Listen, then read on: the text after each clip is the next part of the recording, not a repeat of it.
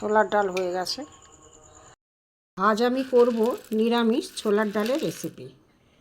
ছোলার ডাল ধুয়ে নিয়েছি, আমি কুকারে সেদ্ধ করে নেব।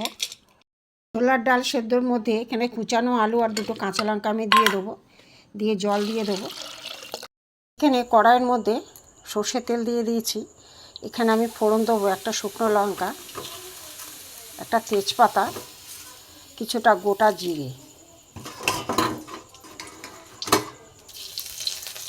হয়ে গেছে। এখানে আমি কাজু কিশমিশ একটু আমি কুচি করে দিয়ে টমেটো কুচি দিয়ে দেবো, একটু নুন দিয়ে দেবো, হলুদ দিয়ে দেবো, করে লাল লঙ্কার গুঁড়ো দিয়ে দেবো, জিরে ধনে গুঁড়ো দেবো, অল্প করে চিনি দেবো, আদা গ্রেট করা আছে দিয়ে দেবো, দিয়ে একটু কষিয়ে নেবো, অল্প করে গরম মশলার গুঁড়ো দেবো।